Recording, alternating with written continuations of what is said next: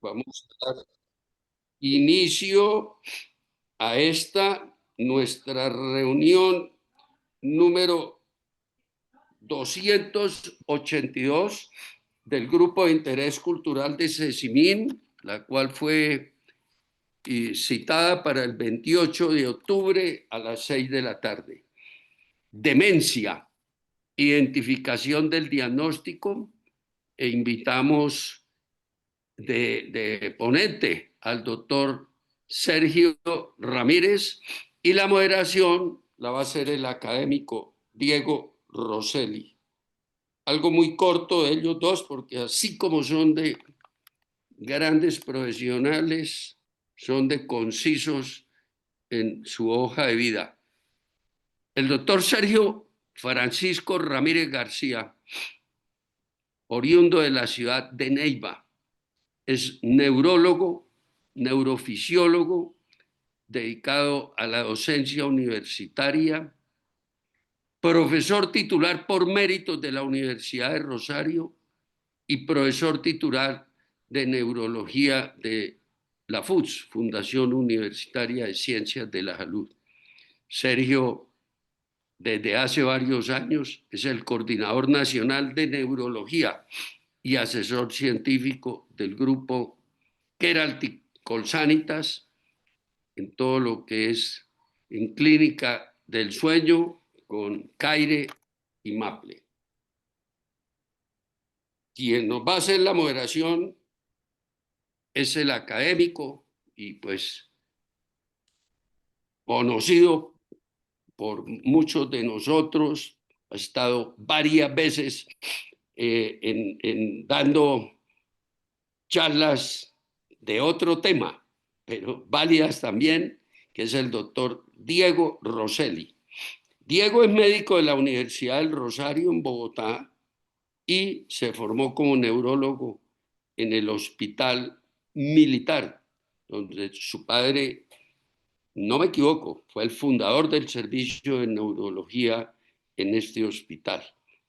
En sus primeros años, como especialista, se dedicó a las ciencias básicas neurológicas e hizo un posgrado en neurología experimental en el Instituto de Psiquiatría de Londres y luego hizo una maestría en educación en la Universidad de Harvard. Diego se vinculó con el Ministerio de Salud de Colombia en el año 1993 como director de Desarrollo Científico y Tecnológico. Posteriormente, Diego hizo una maestría en políticas de salud en el London School of Economics.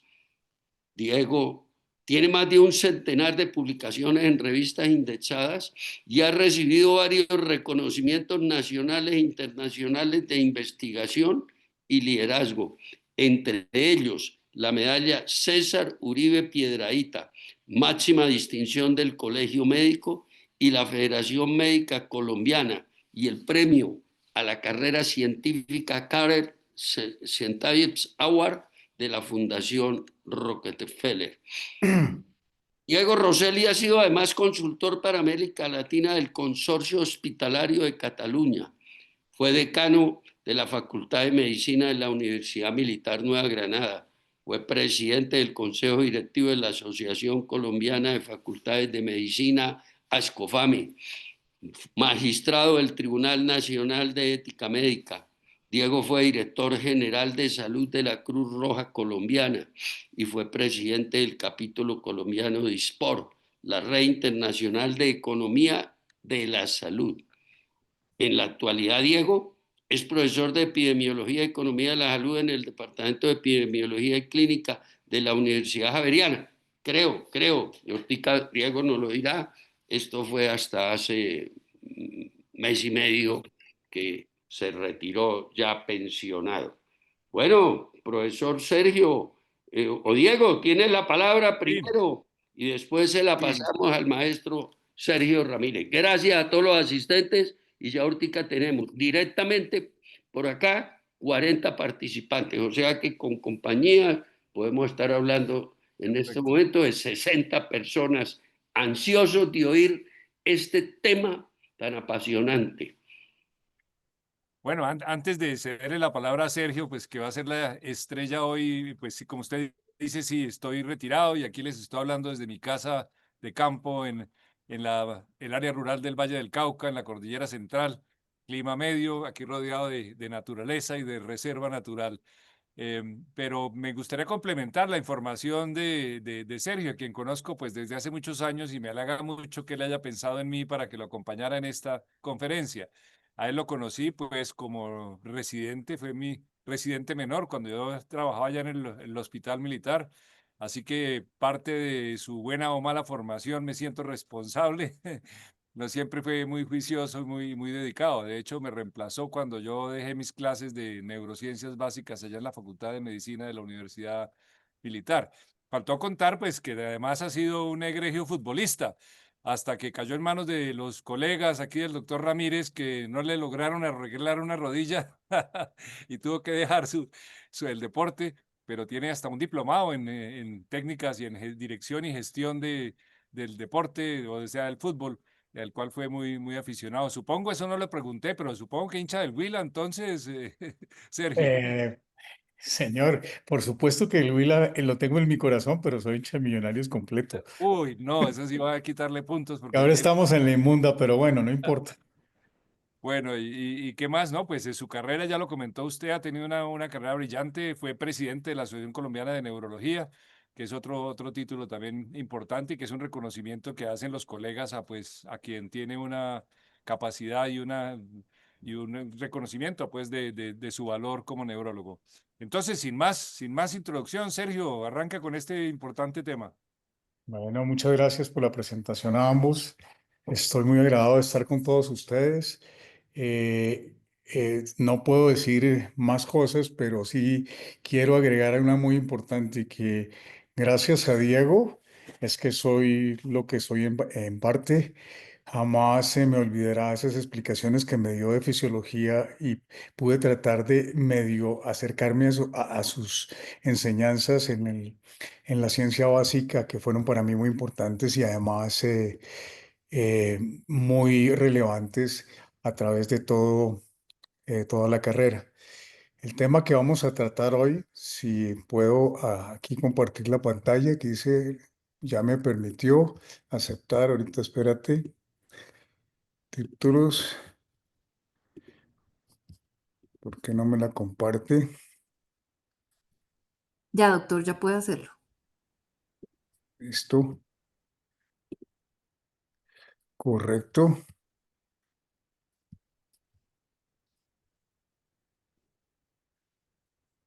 esto aquí,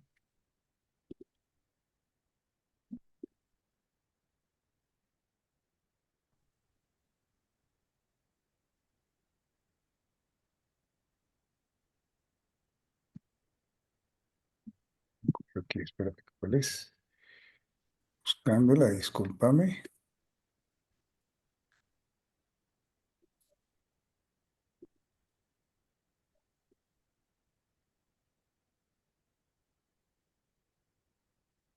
Correcto. Bueno,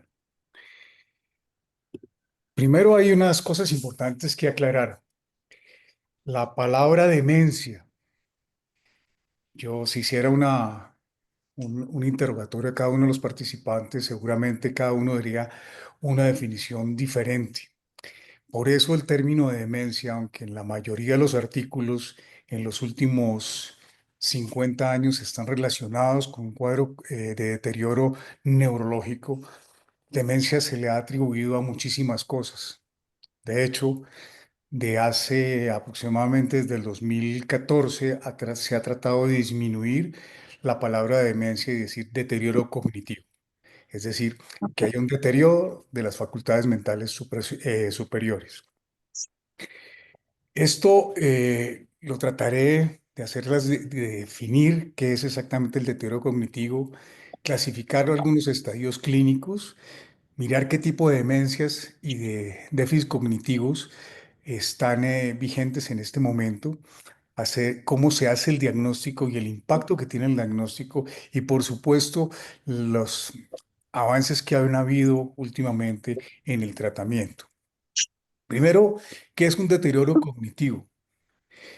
el deterioro cognitivo o cognitivo ha sido utilizado en este momento como concepto general una disminución medible y observable de las habilidades cognitivas respecto a los niveles de función previos del individuo.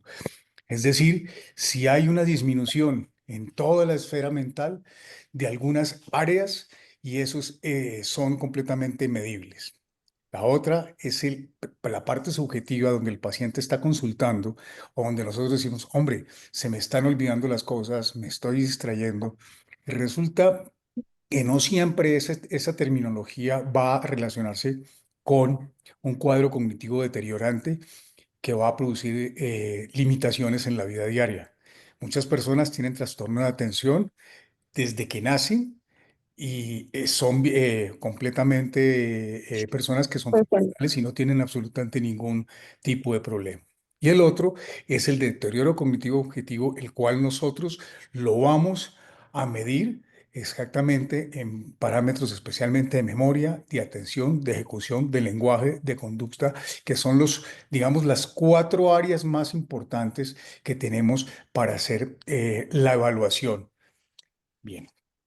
Entonces, nosotros a medida que pasa el tiempo, todos los días, ¿sí? Vamos a tener la probabilidad de tener un envejecimiento, pues por supuesto normal, que haya un deterioro cognitivo leve y que haya lo que llamamos hoy demencia.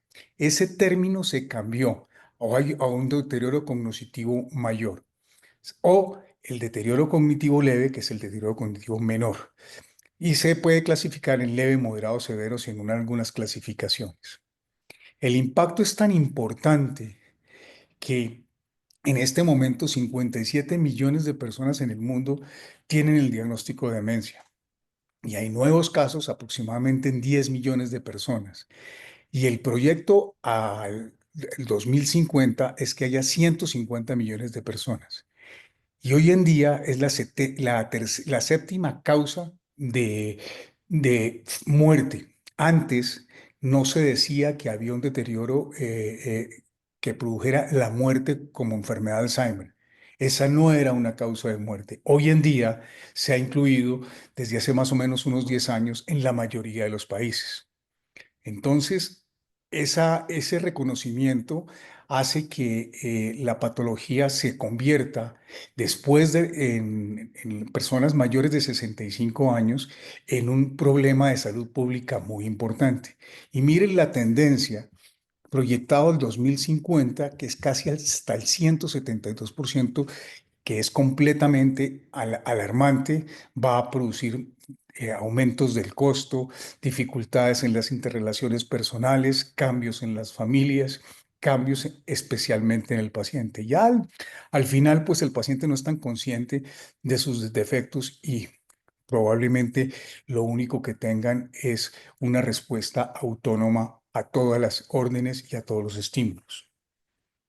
En América Latina, así como en los países, cualquier país subdesarrollado o que esté en desarrollo y en los países pobres, ha aumentado la prevalencia de una manera muy importante y además el problema de salud pública cada vez es más complicado. De hecho, ya dentro de los sistemas de salud y dentro del nuestro, los cuidadores tienen que ser reconocidos y el sistema de salud poco a poco ha ido mejorando la situación de estos pacientes. No es lo ideal, pero antes no había nada, simplemente ni siquiera se les aceptaban los pañales. Desde hace un tiempo, pues también ya hay ciertos fármacos y ciertas cosas que estaban derechos y casi de entrada en el sistema de salud nuestro. La prevalencia en los países de Latinoamérica es aproximadamente del 8.5 en pacientes mayores de 60 años. Es algo alarmante y cada vez va a ser mayor. Y nuestro país, pues, no es una excepción. Dentro de las causas de mortalidad por demencia en Colombia, pues ya están determinadas y han aumentado de una manera muy significativa. En el 2008 eran menos de 1.000 y fíjense que ya en el 2024 casi se acercan a 7.000 muertes relacionadas y el 94% de esas muertes son producidas por enfermedad de Alzheimer y después por la demencia vascular. Eso refleja en Colombia un envejecimiento acelerado y aumento en la cantidad de vida de los colombianos, pero también de la cantidad de días y de vida perdida a partir de los 65 años, donde empiezan los síntomas clínicos evidentes. Bien. En algunos pacientes, por supuesto, no es solamente después de los 65, sino antes de los 65. Algunos otros países los han clasificado antes de los 60 y por eso se dice presenil o senil. Es decir, a mí me falta un año para que me consideren como senil y sobre todo me considero muy joven, más joven que el doctor Diego, eso sí, completamente claro. Pero bueno, el envejecimiento acelerado en Colombia ha sido muy importante. En los adultos ha subido desde 1960 al 24 en el 15%. Se continúa creciendo y lo más importante es que ya nosotros, a través de investigadores muy importantes en nuestro país, como el doctor Lopera, se identificaron algunas familias específicas que tenían un gen determinado en Antioquia, como la preselinina de tipo 1, que ha demostrado en pacientes, pues por supuesto paisas, el gen paisa llamado así de esa manera, donde la enfermedad de Alzheimer tiene inicio temprano y hay muchos pacientes con alto riesgo y la incidencia empieza a ser más alta cada vez. Entonces, pero es tan fácil, es tan fácil o tan complejo en un momento dado. Si yo digo, no, es que estoy perdiendo la memoria y es que no me acuerdo de las cosas nuevas y estoy distraído y además de eso se me pierden las llaves, estoy poniendo la billetera en la nevera. Eso no se lo cuenta uno al paciente, sino sus cuidadores. Y hay mucha gente en este momento, aproximadamente el 10% de los pacientes con enfermedad de Alzheimer que viven solos y que todavía inclusive manejan. Entonces, y hay sitios extremos en nuestro país. En el Huila hay una prevalencia tan importante, casi el 23,6%, que eso es mucho. Y yo diría que en el Huila es por el sitio en el cual se reúnen una cantidad de ancianos, más de 100 años, porque es un sitio sabroso para vivir y con todos los climas que podría tener una persona y no son tan complicados. Y paradójicamente es en Neiva, pero en Neiva se están registrando, pero la mayoría de los pacientes no están en Neiva, sino a sus alrededores y de Neiva hacia abajo, especialmente en el área cafetera. Bien. ¿Cómo se clasifica las demencias o los trastornos cognitivos mayores? Entonces las llamamos primarias, que son las degenerativas, las neurodegenerativas, las secundarias o mixtas. Las secundarias son en secundarias a enfermedad vascular, a trauma o a cualquier otra etiología. Cuando los síntomas son predominantemente de la corteza, decimos que son subcorticales. Cuando son más déficits ejecutivos, decimos que son subcorticales y los localizamos según su estadio y su clínica en frontales, temporales, parietales, etcétera. Y algunas de ellas, esas demencias, especialmente las secundarias cogidas tempranamente, son reversibles, pero la gran mayoría, así sean secundarias diagnosticadas rápidamente, algunas de ellas no son tan reversibles. Preseniles o seniles, como les decía anteriormente, y según el hallazgo histopatológico, si son por compromiso de el amiloide, entonces decimos que es una amiloidopatía. Si está comprometida una proteína que se llama la proteína alfa-sinucleína, entonces decimos alfa-sinucleinopatía. Eso es una clasificación de tipo histológico. Pero lo más importante aquí es qué es lo que predomina en un porcentaje importante, porque esos hallazgos histopatológicos pueden encontrarse en la mayoría de las enfermedades neurodegenerativas. Entonces, ¿cuál es la clínica como tal? Primero, vamos a tener alteraciones cognitivas. Ya decíamos que es de la memoria, de la atención, de la ejecución o alteraciones del comportamiento. Los dos grandes grupos. o teniendo síndromes específicos que inician de manera focal, como el síndrome afásico, apráxico, agnósico o disejecutivo. Eso es, digamos, el síndrome de las AS, afasia, apraxia y agnosia. Estamos localizando todo eso en la corteza cerebral y todo lo que se salga de eso va a ser por debajo de la corteza y decimos que es subcortical y disejecutivos. Y esos pacientes se caracterizan más por cambios de la personalidad, exacerbación de su personalidad premórbida o alteraciones de la conducta y finalmente ninguno de ellos, y muy pocos, cuando están consultando con sus familiares, reconocen que tienen una enfermedad y eso se llama anosoagnosia. No, no son conscientes de su enfermedad. El doctor Rosselli tiene varios estudios, un par de estudios donde el cual había unos factores de riesgo y esos factores de riesgo deben ser prevenibles para disminuir la progresión de la enfermedad, como son la hipertensión, la glicemia alta, la obesidad, el tabaquismo. También hay una intervención clave desde el punto de vista de la detección temprana, donde podemos actuar. Podemos actuar no tanto desde el punto de vista farmacológico, porque todo el mundo llega a nuestro consultorio a decir qué le vamos a dar, qué le va a mejorar, qué me tomo para la memoria, si las vitaminas son buenas, si las vitaminas son malas, qué es lo que tengo que hacer con ello. Pero lo más importante es la detección temprana, especialmente en lo que llamamos nosotros un déficit cognitivo menor. Ya les vamos a definir qué es esto. Manejar todos los factores de riesgo cardiovascular y hacer un apoyo muy importante al cuidador para la detección de las fases prodrómicas, y ahí es donde tenemos que actuar. Pero si ya me llega un paciente que tiene alteración de la memoria, alteración de la atención y no puede vivir solo, su funcionamiento no es adecuado y tiene que estar asistido, pues ya tenemos un paciente con una escala de por lo menos de 3 que va a ser difícil de que el cuadro sea reversible y se va a empezar a tener dificultades en su manejo.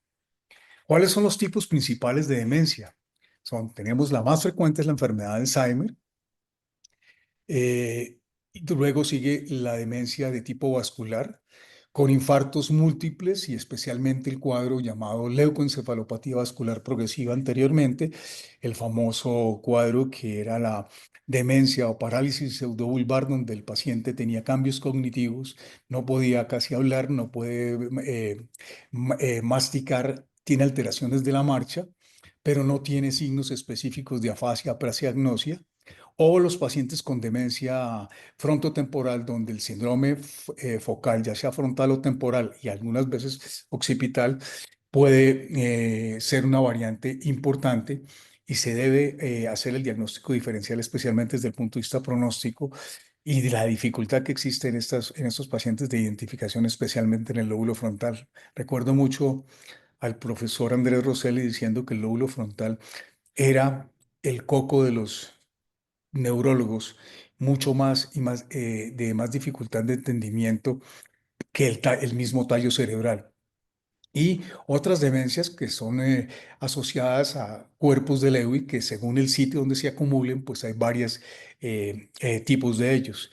O demencias que vienen acompañados de síntomas cerebelosos o demencias que están acompañados de motoneurona, en el caso de los pacientes con esclerosis lateral amiotrófica, que son, digamos, las primarias menos frecuentes.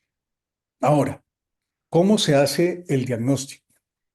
El diagnóstico debe ser preciso y oportuno para poder nosotros hacer una intervención y no curarla, porque nadie va a curar la demencia de tipo Alzheimer y muy probablemente tampoco la vascular cuando la tenemos, pero sí podemos alargar muchísimo entre unos 5 a 7 años aproximadamente cuando el tratamiento es temprano. Hoy en día se cree que con las nuevas terapias podría alargarse más, sin embargo, eso está por verse.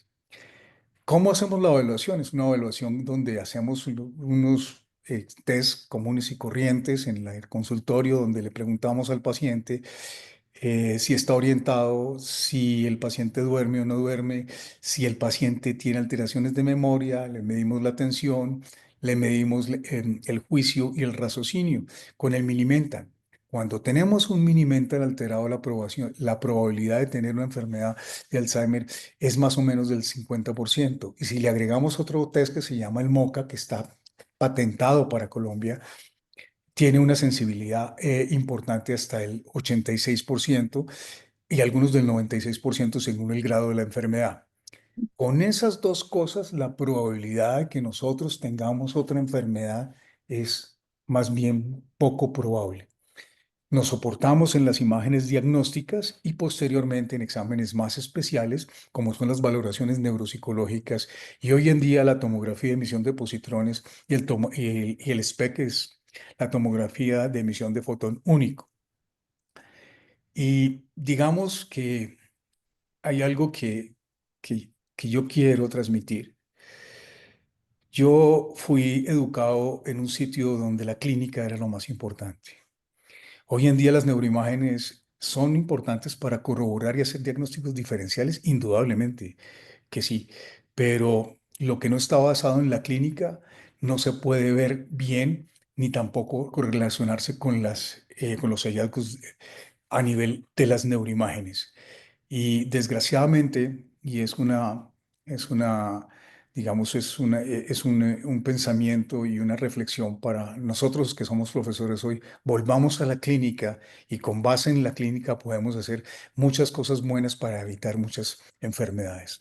Les mencionaba esto porque el diagnóstico temprano lo podemos hacer especialmente en pacientes jóvenes cuando hacemos una tomografía de emisión de positrones o hacemos y observamos cómo hay una hipoperfusión muy importante en estos pacientes que se correlaciona de manera directa con las construcciones de atrofia, ¿sí?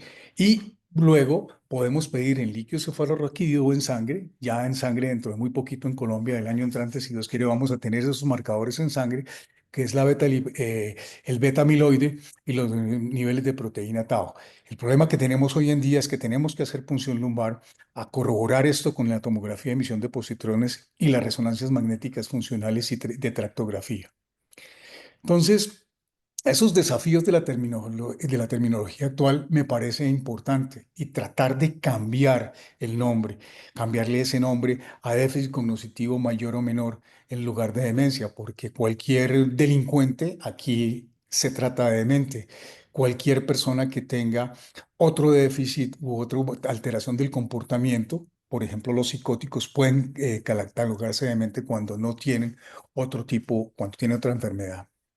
Esa complejidad de la terminología hace que no sea unánime, pero es más sencilla. Esa terminología es, el paciente tiene un déficit cognitivo.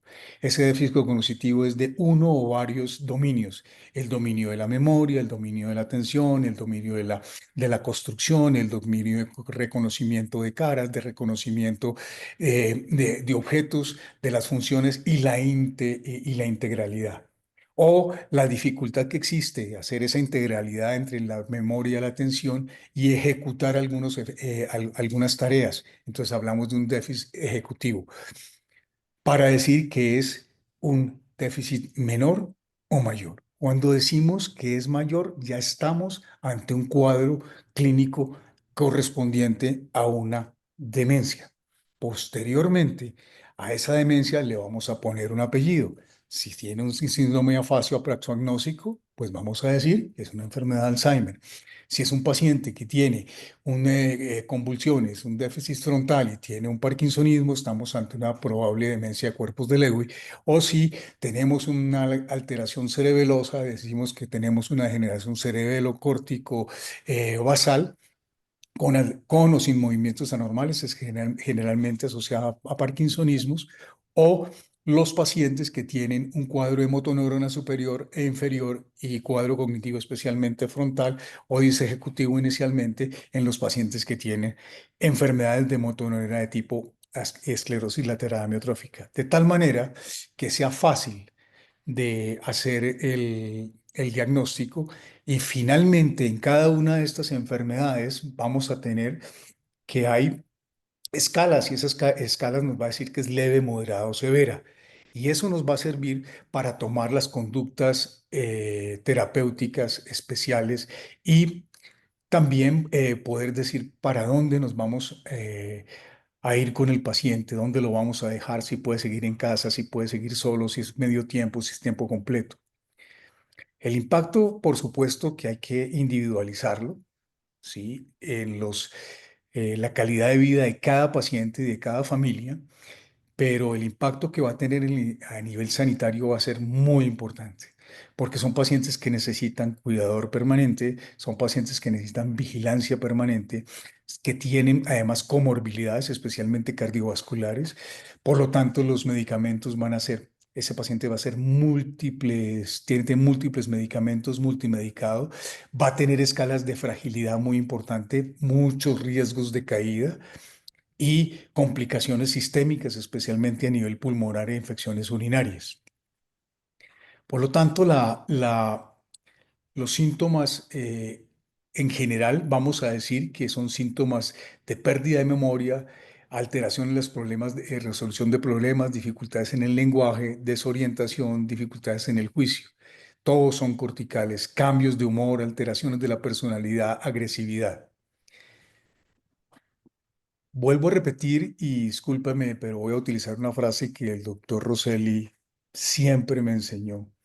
La base del aprendizaje está en la repetición y esto que voy a repetir es muy importante. Los factores de riesgo hay que manejarlos. Los que son no modificables, pues tenemos que tenerlos y no los podemos modificar. Pero los modificables como son los trastornos metabólicos, el tabaquismo, el consumo excesivo de alcohol, y la enfermedad cardiovascular la podemos evitar o alargar a que se presente. Sí. Asimismo, si nosotros tenemos un cuidador permanente y disminuimos esa probabilidad del paciente para que tenga caída, que esté con polifarmacia, especialmente en la noche, vamos a tener menos complicaciones con caídas o que el paciente esté postrado, disminuir la cantidad de caídas. ¿Cuál es el proceso diagnóstico? Yo creo que la respuesta yo la diría clara en cualquier parte y es el diagnóstico es clínico. Sí, el diagnóstico es clínico basado en la historia, con algunas diferencias en el examen neurológico, como lo mencioné anteriormente, las pruebas cognitivas especiales con las escalas correspondientes, soportados finalmente en las neuroimágenes. Hoy en Colombia eh, recibimos, por lo menos en el Sanitas, muchas órdenes de tomografía de emisión de positrones para hacer el diagnóstico diferencial. Probablemente en pacientes que tengan demencia frontotemporal y que tengan solo un síndrome frontal o solo un síndrome parietal, nos ayude a hacer el diagnóstico diferencial entre una enfermedad de Alzheimer atípica o una enfermedad posterior. Pero aquí en nuestro medio y en este momento, la tomografía de emisión de positrones es bastante costosa. La probabilidad de que ese examen cambie en Colombia, vuelvo a repetir, la progresión del paciente y que reemplace una buena valoración clínica, valoración neuropsicológica y con las neuroimágenes estáticas, pues yo creería que no. Seguramente cuando tengamos los medicamentos como se están utilizando en este momento disponibles en nuestro medio, en algunos casos, especialmente en los pacientes que tienen enfermedad de Alzheimer con compromiso posterior. El tratamiento está basado en la parte farmacológica y en la parte no farmacológica. No podemos decir que un medicamento es mejor que otro. Tenemos que mirarlo desde el punto de vista básico de su tiempo de vida media, de la disponibilidad que hay en el medio, de factores donde el paciente esté cuidado, porque es diferente tomarse 3 tabletas de memantina que una o que dos, o combinarlas con un donoepecilo. Y estos grupos, como tenemos los inhibidores de la colinesterasa, los inhibidores también de la N-metildeaspartato, esos son los dos grandes grupos que existen farmacológicos y disponibles en este momento en Colombia y desde hace muchos años. Y las intervenciones no farmacológicas son muy importantes. Uno, la dieta, el manejo de los factores de riesgo, la actividad física. Perdón, Actividades físicas Sergio, sencillas con Alejandro, favor, colgar el micrófono que está interfiriendo. Dice Alejandro LSA, favor, apagar micrófono. bien, la actividad física regular, que llamaría yo la actividad física regular, que si el paciente puede caminar camine y si se cansa, pare. No hay necesidad de exigirles mucho, pero que tengan actividad. Ojalá hagan ejercicio. A los que les gusta el baile, que bailen. El que les guste el canto, que canten. Es muy importante llevar el paciente hacia estos parámetros de recuperación y de apoyo social y familiar. Una de las grandes dificultades que tenemos es que algunos pacientes y algunos familiares los guardan porque les da vergüenza, especialmente los pacientes que tienen síndromes frontales, porque los cambios de comportamiento pueden ser evidentes y pues vergonzantes en un momento dado. Yo recuerdo un caso que tuve excepcional con un síndrome de Kluver-Bucy. Pues imagínense una señora que está diciendo groserías permanentemente y llegaba al consultorio masturbándose. Estos son cosas completamente extremas, pero eso es un caso. Yo he visto creo que 3 casos en la vida.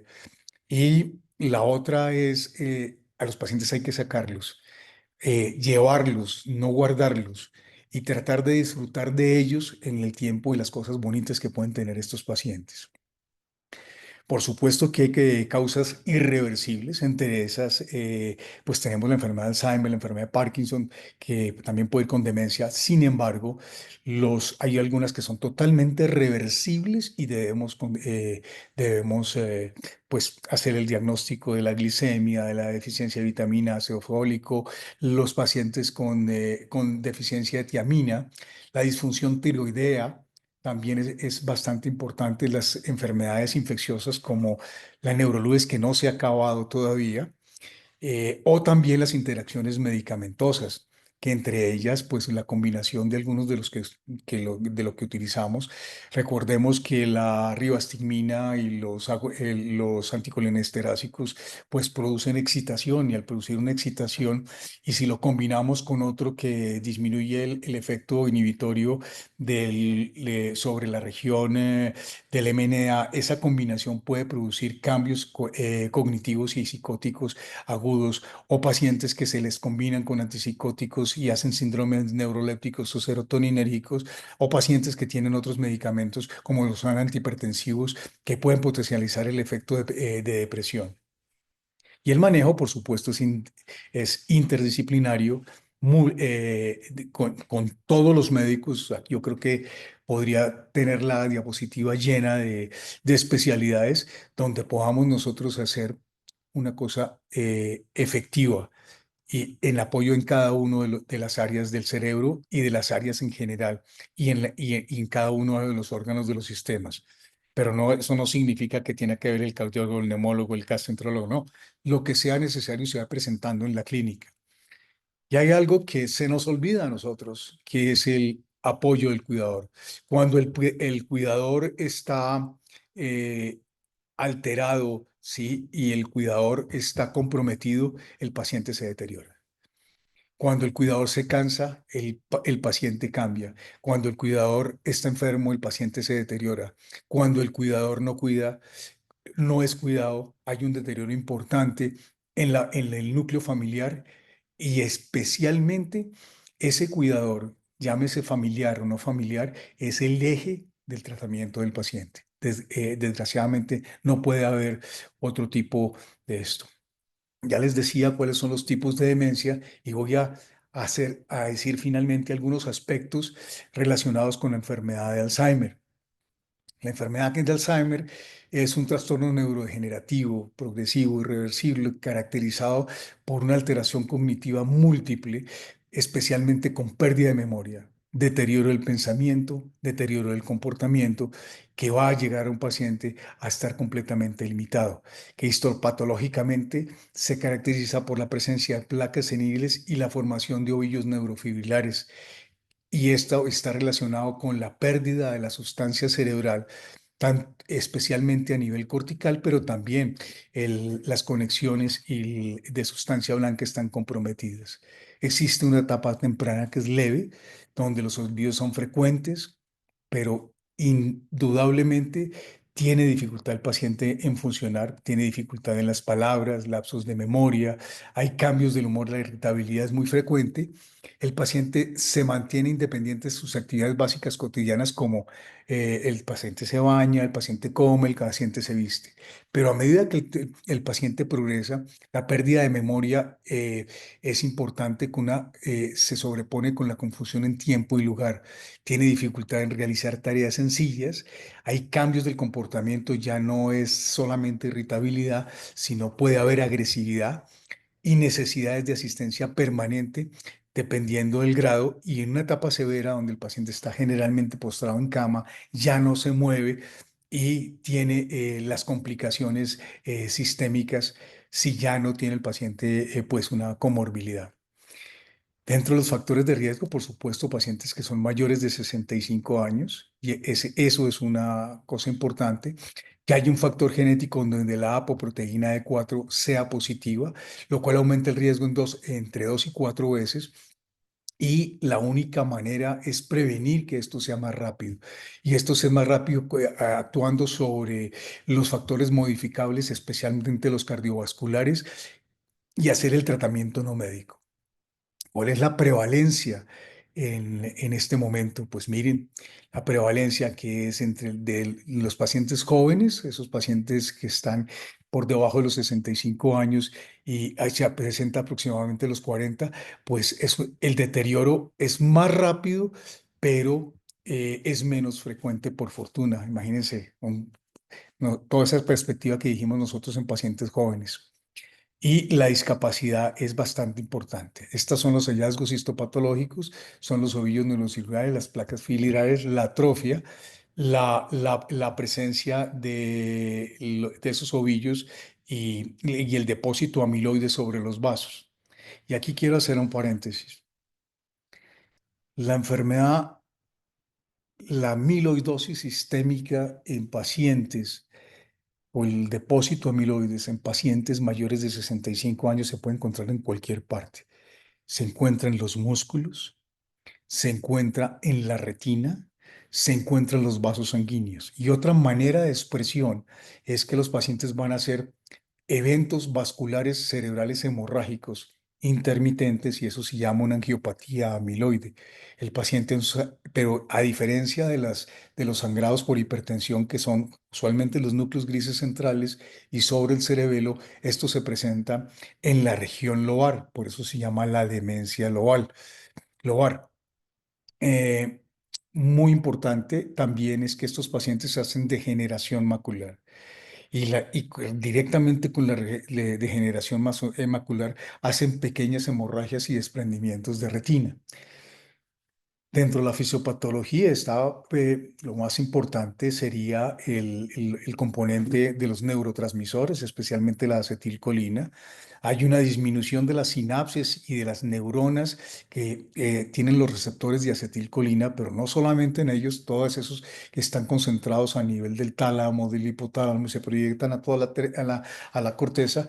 También la dopamina, los aminoácidos inhibitorios y la pérdida de estas células a nivel prosencefálico, y eso explicaría en un momento dado los cambios cognitivos que tiene el paciente. También a nivel frontal, cambios del comportamiento y exacerbación de su personalidad premórbida. Es una enfermedad autosómica dominante donde están comprometidos los cromosomos 21, 14 y 1, y está por una mutación en la AE4 de la apolipoproteína E. Estos pacientes especialmente se deben tener en cuenta. Hay un grupo de pacientes que son los pacientes que tienen el síndrome de Down, los mongólicos, los pacientes que sobreviven a la cuarta década de su vida, todos tienen una demencia de características de Alzheimer. Ya decíamos cómo se presenta la parte de los depósitos, pero aquí, desde el punto de vista fisiopatológico, la proteína amiloide es una proteína normal que nosotros tenemos, que es degradada por hidrólisis enzimática por las secretasas de tipo gamma y beta. Esas secretasas de tipo gamma y beta, cuando están demasiado activas, van a producir un aumento del resto de esas proteínas que se van a acumular, van a formar los anillos neurofibrilares y van a producir las lesiones. Ya decíamos esto, y hay una diferencia importante entre estos pacientes que tienen la enfermedad de la fascia apraxia y agnosia a la parte disejecutiva. Cuando estoy hablando de solo la parte disejecutiva, que puede ser una manifestación, no, es frecuente en todas las demencias, pero es más característica en la demencia vascular porque el compromiso desde las conexiones que existen desde los lóbulos frontales a la sustancia blanca. Y estos pacientes lo que van a hacer son trastornos leves de memoria, trastornos de la macha y una alteración disejecutiva hasta que no pueden hablar, no pueden deglutir y hacen la famosa parálisis pseudovulvar o enfermedad de Binswanger. Hay variantes que son, como les decía, la variante disejecutiva, pero la fascia progresiva primaria, donde el paciente tiene el lenguaje poco expresivo, poco frecuente y poco, digamos, rico en el contenido que le decimos logopénica, o la atrofia cortical posterior, que son las variantes raras de la enfermedad de Alzheimer y puede confundirnos con otro tipo de pacientes. Esas, los pacientes finalmente van a hacer cambios de conducta y esos cambios de conducta están relacionados con dos cosas. Al principio, cuando se empiezan a dar cuenta que no tienen las facultades mentales superiores, especialmente no se acuerdan de las cosas, empieza ansiedad y hay depresión. O esa confusión de temporo-espacial los lleva a tener delirios y psicosis que son alucinantes, alucinaciones generalmente formes relacionados con muertos, con pasado, eh, y que tienen alteraciones de la percepción, de la función motora, alteraciones del ciclo circadiano, especialmente el famoso síndrome crepuscular. El paciente después de las 5 de la tarde empieza a desorientarse, empieza a agitarse, tiene alucinaciones, cambia ese ciclo circadiano, disminuye el apetito y tiene trastornos alimentarios. Algunos hacen epilepsia, especialmente mioclonias en etapas 4 o 5, pequeñas mioclonias, ya sean por la enfermedad o por los medicamentos que están tomando, o crisis focales y crisis epilépticas. Las evaluaciones, pues pueden ser muy extensas, pero como les decía, el diagnóstico clínico, el diagnóstico imagenológico y los biomarcadores. Los biomarcadores en este momento de gran sensibilidad y especificidad están en el líquido cefalorraquídeo, no los hacen en todas partes, pero son los biomarcadores en este momento. La, los neurofilamentos y la proteína glial se presentan también en la enfermedad de Alzheimer, pero hay otras enfermedades neurodegenerativas que lo tienen. Y los niveles de tau en el líquido cefalorraquídeo y la A beta son diagnósticos de la enfermedad. Muy probablemente esos marcadores los vamos a tener en el año entrante y nos van a servir muchísimo a nivel de sangre, haciendo el diagnóstico temprano. Y las técnicas que estábamos mencionando. Finalmente, algo de los medicamentos. Tenemos dos grupos de medicamentos, los inhibidores de la colinesterasa, los antagonistas de MNA y los medicamentos nuevos que eh, actúan sobre la evolución de la enfermedad. Estos son el donepezilo, la ribaspinina y la gantamina. No quiero extenderme pero su efectividad es en los pacientes que tienen trastorno cognitivo mayor leve y moderado. Pueden en un momento dado combinarse cuando no están funcionando. Y decimos que no estamos funcionando cuando la familia ve el deterioro o tenemos unas pruebas neuropsicológicas que no nos apoyan con eso, no imágenes.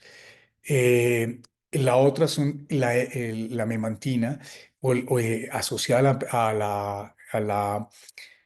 a los inhibidores de colinesterasa, pero deben ser en pacientes que tienen trastornos moderados a severos y tienen efectos colaterales que se potencializan. Por eso el perfil, la memantina produce mareos, cefalea, estreñimiento o episodios que se alteran de náusea, vómito o diarrea con los inhibidores de la anticolinesterasa. Pues fíjate que en un momento dado se hacen efecto disautonómico contrario, y eso puede llevar en los pacientes combinados con alteración cardiovascular a problemas de este tipo. Bien, el, otras consideraciones que tenemos que tener en cuenta, las opciones de los modificables, de la terapia modificadora de la enfermedad. Hoy en día hay 3 aprobados por la FDA. Ninguno de ellos se utiliza en moderado y en severo. Tiene que ser en pacientes que tienen un déficit cognitivo, ojalá leve, ¿sí? Y mayor, y en pacientes que tengan amiloide positivo o la proteína tau positivo en líquido cefalorraquídeo a soportables neuroimágenes y en el líquido, que eso no es fácil de obtener. Las opciones son estas y tienen complicaciones, especialmente edema, pueden producir microhemorragias o hemorragias grandes, episodios confusionales y también crisis epilépticas. Y no olvidemos, el ejercicio regular, la nutrición y la rehabilitación cognitiva les ayuda de una manera muy importante. Así el paciente no esté mejorando. Es una cosa muy importante para la familia, para el paciente y deben hacerse de manera permanente durante su enfermedad hasta que puedan desplazarse ellos a algún sitio y puedan realizarlo en sus casas. Estas son las referencias y saqué 26 referencias de lo que estoy diciendo, pues las tengo completamente disponibles para ustedes en cualquier momento y pues muchas gracias y estoy pendiente pues de las preguntas corchadoras de mi profesor Diego Rosselli. Muchas gracias.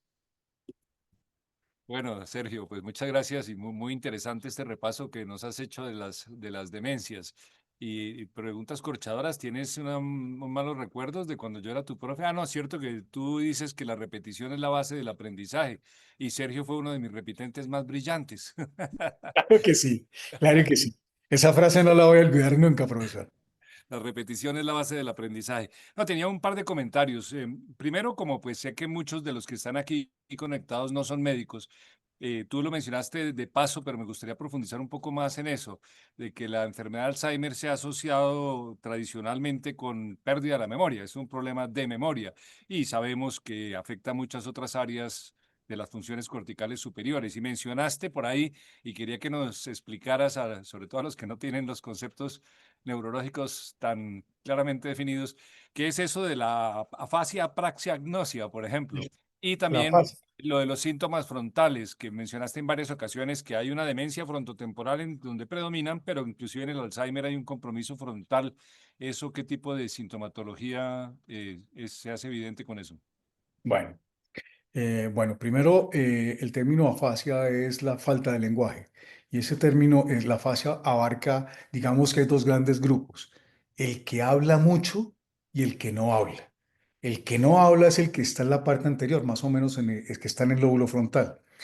El otro es el que habla muchísimo, pero no puede formar una frase y hace nuevos lenguajes. Se llaman neologismos.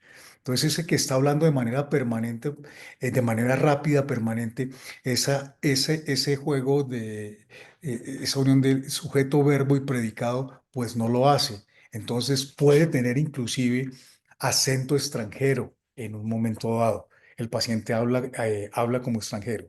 La otra es en general la pérdida de las funciones del lenguaje, ya sea en cantidad, en calidad, en contenido y en compresión del lenguaje, sea en expresión o sea en el entendimiento. Algunos de estos pacientes, especialmente en la región anterior, entienden perfectamente lo que se les dice, pero no pueden expresarlo. Al contrario de los de atrás, que no entienden absolutamente nada de lo que se les dice, podrían expresar algunas frases, pero esas frases las cambian en orden de ese sujeto, verbo y predicado, y por ejemplo, cogen las sílabas, las consonantes, y directamente, como nos decían los profesores, es una ensalada de palabras. Eso es una afasia, la pérdida de la expresión del lenguaje. La praxia es todo lo que nosotros desde el punto de vista entendemos de manera automática para realizar un efecto motor.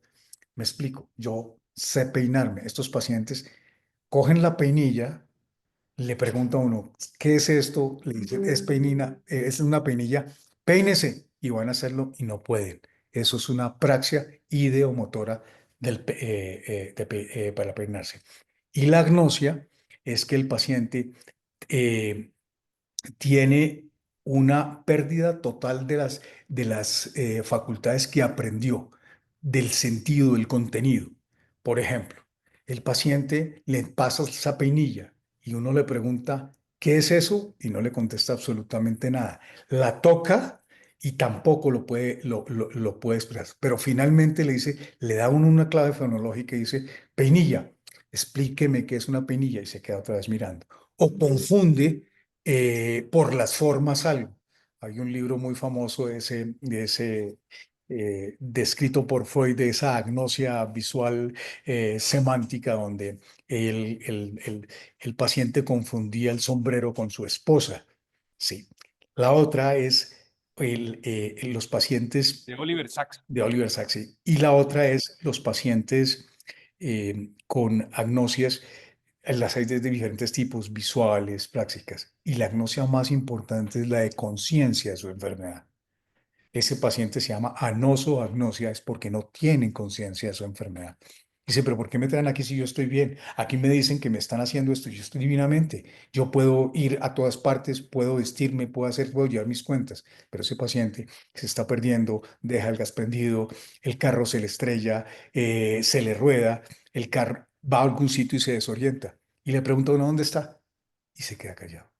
Y uno de los signos muy importantes durante el tiempo es, antes de que pase esa severidad, es que el paciente mira, cuando uno le hace cualquier pregunta, siempre mira al familiar a ver qué le contesta, que le ayude.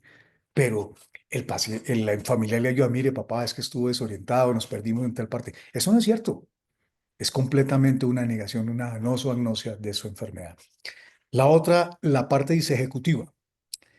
Eh, un ejemplo muy sencillo. El paciente se va para Melgar o a Girardot de vacaciones y empaca la maleta. Y va a empacar la maleta y él echa absolutamente todo, pero no echa nada de higiene ni lleva el vestido de baño. ¿Sí? Y lleva, la ropa que lleva es completamente inadecuada, más o menos como si llevara corbata a estar en una piscina, más o menos como si yo me fuera a corbata a estar contigo allá. Eso es una Horrible. bien importante. Los pacientes que tienen otras áreas diferentes, que son el lóbulo frontal, por ejemplo, el lóbulo frontal, cuando está comprometido en la base y en la parte medial, tienen episodios de agresividad, no tiene control de impulsos. Entonces, eso es un paciente que tiene un comportamiento agresivo, es un comportamiento que además lo niega permanentemente. Son pacientes que el juicio y el raciocinio lo tienen alterado. Algo tan sencillo como nosotros, cualquiera de los refranes, que dice uno, más vale pájaro en mano que 100 volando. Uno le pregunta que cómo se llama eso y no puede, no sabe qué es el nombre, porque se le olvida y no puede expresarlo. Y no tiene el contenido, no sabe expresar el contenido, el significado del refrán y se quedan callados, o puede que de pronto lo entiendan y empiezan a decir, no, es que cuando yo tengo algo y empiezan a dar vueltas, y explican como 5 minutos y no llegan al sitio. Eso se llama, es un circunloquio, o sea, le dan vueltas y repiten de manera permanente lo mismo. Y uno le pregunta, ¿qué día es hoy? Papá, ¿qué día es hoy? No, martes. No, no era martes. Y él vuelve a preguntar 10 veces qué día es hoy en un lapso tan corto como de 20 minutos. Son ejemplos. Esos son eh, las cosas sencillas para identificar. Y otra de las más difíciles, que es la parte posterior, la parte occipital, que es el paciente que está manejando, por ejemplo, el anciano que está manejando y no puede percibir o no capta la señal de un semáforo. Simplemente, y el semáforo está en rojo y pasa el semáforo en rojo. Puede ser alteraciones de atención o simplemente que tiene una agnosia y él no sabe que no le da igual que eso sea verde, amarillo o rojo. Simplemente no le importa. Sí. Bueno, muy bien. Antes de pasar a algunas de las preguntas, que hay varias interesantes aquí en el chat, yo quería hacer un aporte, un comentario a un dato que tú mostraste de que la prevalencia de Alzheimer en mujeres es en la literatura, dicen que 1.3 mujeres por cada hombre y muchas veces aducen que es porque las mujeres tienen una mayor esperanza de vida y por ende pues les puede dar más Alzheimer, pero como muestras tú en el gráfico, eso desde edades tempranas siempre hay un predominio femenino. Lo que nos ha llamado la atención y lo publicamos recientemente, poco antes de salir yo de la Javeriana, es un estudio con datos colombianos en donde la relación no es de 1.3, sino de 2 a 1. En Colombia, por cada hombre con diagnóstico de enfermedad de Alzheimer, hay 2 mujeres. Y eso en parte es debido a que viven más, es cierto, pero se ve en todos los grupos de edades de los 50 años en adelante, es evidente el predominio femenino. Y las explicaciones que hemos buscado para eso, una es que, como también mencionaste, la escolaridad y la actividad mental protegen contra el Alzheimer. Y las mujeres en este rango de edad de 70 años y más típicamente tuvieron menos escolaridad que los hombres. El acceso a la universidad fue más tardío. Si eso es cierto, en el futuro veríamos que se invierte, porque hoy hay más mujeres universitarias que hombres. Así que si esa es la causa, pues eso se debería revertir. Pero otra hipótesis que hemos manejado y hemos discutido es que en las mujeres se hace más el diagnóstico que en los hombres, porque un hombre de 80 años en Colombia, en nuestra sociedad, es poco activo, poco participa, se queda viendo televisión, si acaso sale al parque, a dar algunos juegos de mesas y mucho, pero una mujer, en cambio, de 80 años, sigue teniendo una vida social muy activa, cuida nietos, cocina, hace mandados, va de compras y se nota más tempranamente el déficit. En todo caso, pues no deja de ser una hipótesis y habría que hacer otros estudios para tratar de aclarar ese punto. Hay algo que también, empatando con las preguntas, es qué tan importante es la genética en el Alzheimer. Tú mencionas que pues en esos pacientes de la cohorte de los paisas, la variante paisa, que tanto estudió nuestro querido amigo y colega recientemente fallecido Francisco Lopera, y que el grupo de neurociencias de Antioquia sigue investigando en detalle, en ellos es muy evidente el componente genético, pero en las formas, si uno tiene pues un tío o un padre con enfermedad de Alzheimer, ¿qué tanto más se debe preocupar por esta enfermedad? Creo que esa es como la Pues la inquietud que hay razón en sí Colombia. hay, si las dos generaciones, generalmente es una relación, si hay alguna persona en la familia, es una relación 2 a 3 veces más, entre 2 y 4 veces más frecuente. Pero si hay si tanto el padre como la madre han tenido, y la descendencia de los abuelos han tenido la enfermedad, es hasta 40 veces más.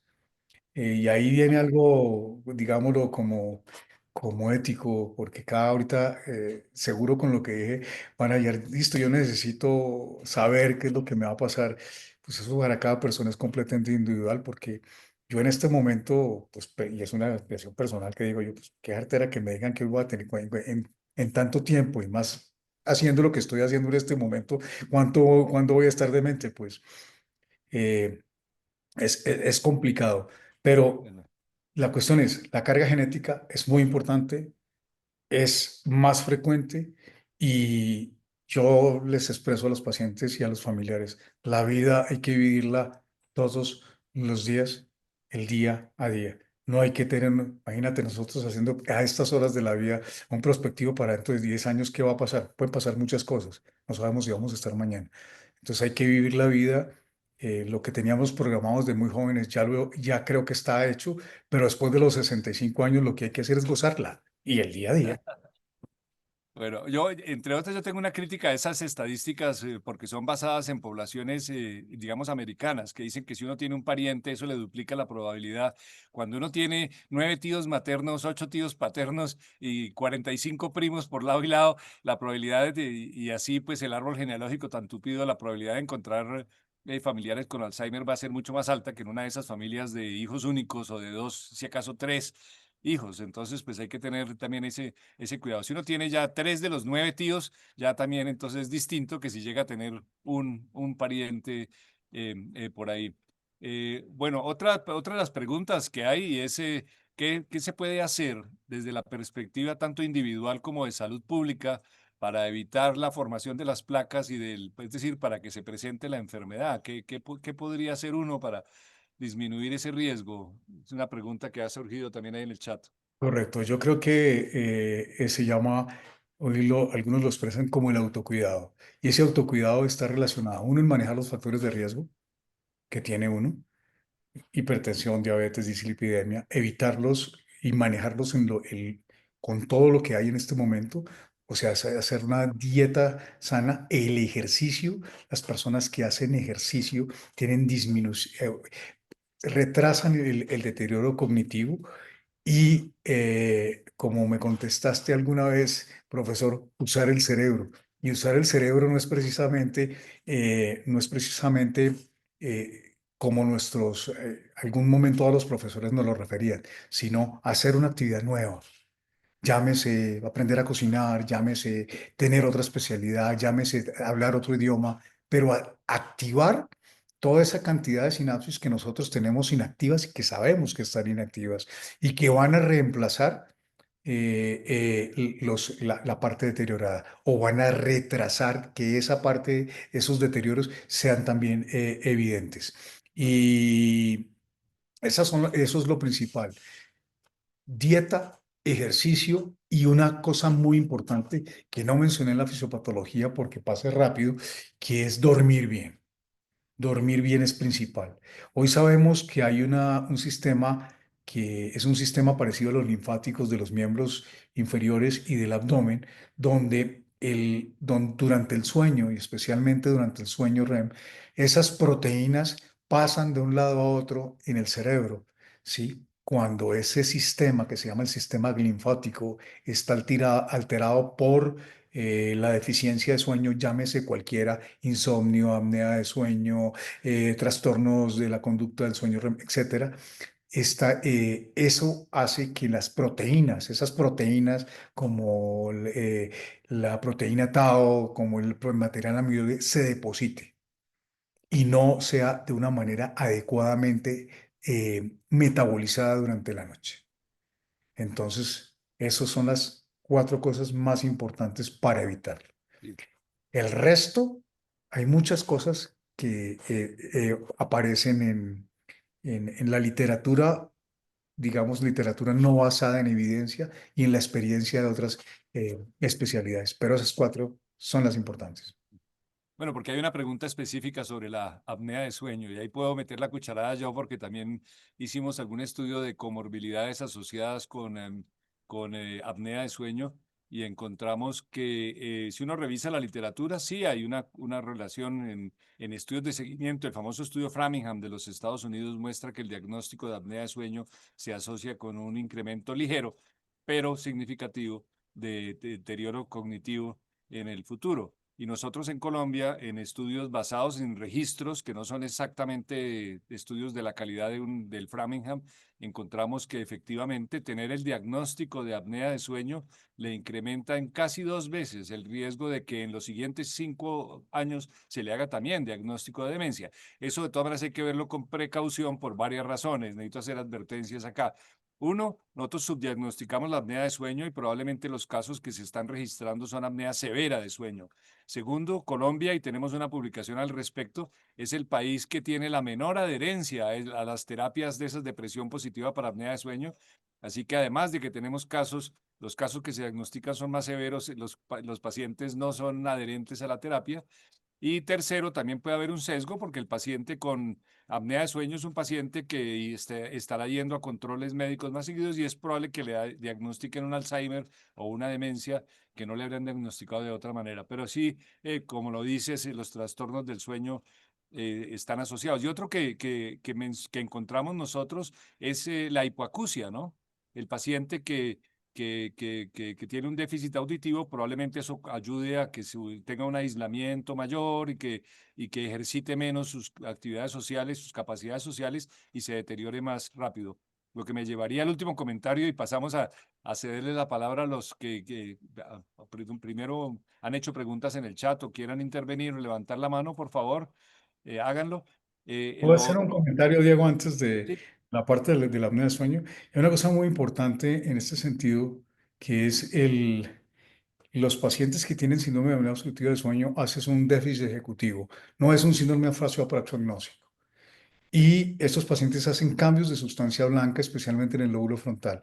Lo que se ha demostrado es que cuando se hace el manejo temprano, esos cambios de sustancia blanca desaparecen cuando es manejado. Y la otra importante, la diferencia que existe a nosotros en CAIRE y en MAPLE nos miden las EPS por la adherencia que tienen los pacientes. La diferencia de la adherencia que tienen los pacientes en una clínica especializada que en la parte ambulatoria es del cielo a la tierra. Diego cogió ese grupo de pacientes de la población general, no cogió el grupo de pacientes que estaban en las clínicas de sueño. En la clínica de sueño la adherencia es mucho más importante, pero en pacientes con demencias de tipo Alzheimer, con pacientes con enfermedad de Parkinson y leucoencefalopatía vascular progresiva, en pacientes que tienen demencia, esos pacientes sí tienen una adherencia cuando está clasificada de moderada a severa muy baja, mientras que los pacientes con trastornos leves, la adherencia es muy buena porque se sienten además muy bien y son todavía conscientes de lo que es estar embotado y no dormir permanentemente en el día.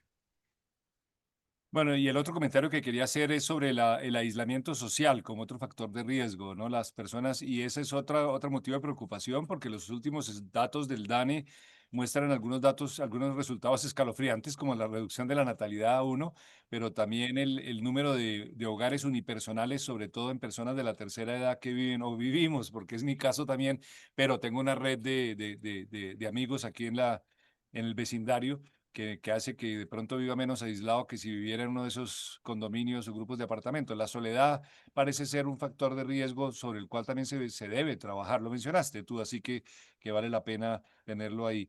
Entonces, el doctor Ramírez está levantando la mano y por ende, pues, por edad, dignidad y gobierno. Adelante, Jorge. Sí, primero los que estamos en esa edad que borderlines. Esto, gracias. Y, Sergio y Diego, excelente conversatorio, reunión muy práctico para médicos y no neurólogos y personas que no son médicas. Yo les tengo una pregunta. Ya me aclararon lo de apnea del sueño. La segunda es, nosotros en la consulta vemos muchos pacientes, pues a mí me van por el tema de columna, pero pues uno en el interrogatorio se da cuenta que el paciente está en un punto que no sé la palabra, lo puedo llamar borderlines. La pregunta es muy sencilla. ¿Hay algún test que nosotros los que no somos neurólogos, de forma sencilla, lo podamos realizar en el consultorio y enviarles el paciente ya a ustedes si definitivamente está en una demencia leve o moderada? No sé, para no estarles mandando todo. Además, una cita con un neurólogo no es fácil. Y eso está bien, porque no hay el número de neurólogos, a mi criterio, con el número de pacientes que pueden tener un Alzheimer. Entonces, la pregunta es práctica. ¿La hay o ustedes podrían diseñar algo sencillo? 10 A ver, Sergio. preguntas que uno las pudiera hacer como Pues médico a en ver, un Sergio, neurólogo y remitirlo. Gracias, Diego. proponía que aquí leyeras en qué consiste el Minimental y que la gente fuera lápiz en mano y de manera Es tan conversacional sencillo. contestándolo. Bien. A ver cómo les va. El Minimental es lo más rápido y lo más sencillo. ¿Cómo se llama? ¿Dónde está? ¿Qué edad tiene? Eh, Repítame cinco nombres, se los haces ahorita y al final del interrogatorio le dices cuánto es 100 menos 7, el cálculo, ¿sí? Esa memoria de los cinco, le preguntas los presidentes de la República hacia atrás, ¿sí?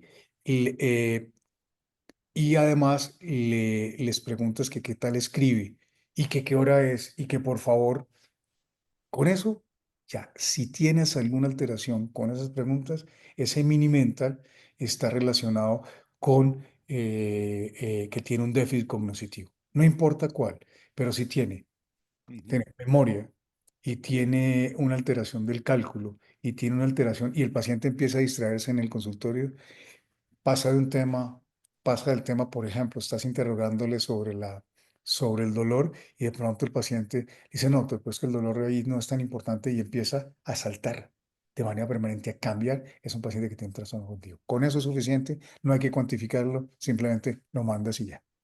Gracias, Sergio. Muy práctico. Y verdad que eso, si lo socializamos en el grupo de médicos, puede ser muy práctico para ya remitirles a ustedes cuando definitivamente van para un tratamiento. Gracias. Bueno, la doctora Marta Lucía Tamayo, no sé si le gustaría hacer la pregunta, creo que está conectada, o la leo aquí. Dice que en algunos pacientes se ve alteración de demencia vascular con evidencia en la resonancia. La doctora Marta Lucía Tamayo es genetista. Eh, eh, Persigo, pacientes con evidencia de resonancia concomitantemente algunos depósitos de amiloide. Básicamente, Sí, si se pueden coexistir distintos tipos de demencia, Parkinson y Alzheimer o demencia vascular con Alzheimer. ¿Qué dices al respecto, sí, Sergio? Diego, gracias. Perdón Claro. un momentico. No es que uno diga que tiene diagnóstico de Alzheimer, sino que la persona, pues tú sabes que muchas veces definir el tipo de demencia es difícil. Con Sí. todas esas pruebas que se hacen, pues definen, es vascular muy probablemente. Sin embargo, la resonancia, además de que muestre un compromiso vascular importantísimo, puede mostrar unos pequeños por ahí sueltos depósitos de amiloide. Entonces, si dice uno, tiene un poquito de Alzheimer, hay un poquito de componente de tipo Alzheimer o es solo vascular. Y la pregunta entonces, ¿confluyen? ¿Existen los dos simultáneamente? ¿Y cómo sería el manejo entonces en un caso de esos? Porque es bastante común, ¿no? Que algunos adultos mayores pues tienen vascular, pero por ahí les sale sus depósitos de amiloide poquitos por allí en la resonancia. Es Pues yo esa le como la añadiría el inquietud. Parkinson con Alzheimer también, Sergio, la coexistencia de Sí. demencias. Correcto, sí existe la coexistencia de demencias, indudablemente. Entonces, decíamos que es muy importante el manejo de los factores de riesgo cardiovascular. Entonces, los pacientes que tienen ciertos síndromes específicos, por ejemplo, hay infartos cerebrales únicos que pueden producir un cuadro demencial. Uno en el lóbulo frontal en el lado izquierdo. Dos, la presencia sobre los núcleos grises centrales y los otros son en el área diencefálica, en el área talámica, que producen una demencia de característica subcortical. Esos pacientes no van con afasia o praxiagnosia, sino van a tener alteraciones disejecutivas. Entonces, la clínica la tienes que corroborar, porque si nosotros acá que tenemos, por lo menos los que estoy viendo de aquí para arriba, más de 60 años, hacemos una resonancia magnética y tenemos un factor de riesgo o dos. Uno es la edad y la otra es una dislipidemia. Podemos tener cambios compatibles con una leucoencefalopatía, FASECAS 1. Eso lo ve uno de manera permanente. Ese factor de riesgo hay que manejarlo para que la presencia del déficit cognitivo mayor de tipo Alzheimer no se presente tan rápidamente, pero sí coexiste. Dos, el paciente que tiene enfermedad Alzheimer y, y enfermedad de Parkinson. El paciente con Parkinson tiene un trastorno cognitivo y un trastorno cognitivo también subcortical, más disejecutivo y de producción del lenguaje y entendimiento de la velocidad del procesamiento del pensamiento. Eso se observan las dos. ¿Qué es lo que hay que hacer? El manejo primario del factor de riesgo y el manejo del déficit cognitivo correspondiente. Los pacientes mejoran muchísimo, por ejemplo, el, el, el- y los pacientes con todas estas enfermedades neurodegenerativas tienen un patrón de sueño completamente alterado. Uno, en latencia. Dos, en la cantidad de sueño. Tres, en la calidad de sueño. Cuatro, la presencia de trastornos de la conducta del sueño REM. Cinco, insomnio. Fíjate que estoy mostrándote todos los trastornos del sueño en tres enfermedades que confluyen. Es decir, el problema es de circuitos. Entonces tú lo que haces es priorizar lo que el paciente tiene y empiezas a manejarlo. Pero sí coexisten indudablemente. Ahora, si yo tengo un Parkinson, ya estoy pensando en otro tipo de enfermedad neurodegenerativa, en otro tipo de proteína, la alfa-sinucleína es una alfa-sinucleína. Y si ese paciente, además del parkinsonismo o el Parkinson, tiene compromiso cortical, ya estamos ante otra enfermedad genética, que es la degeneración córtico-estriatonigral. Entonces, fíjate cómo la clínica es la que está mandando y no es una sola enfermedad como tal.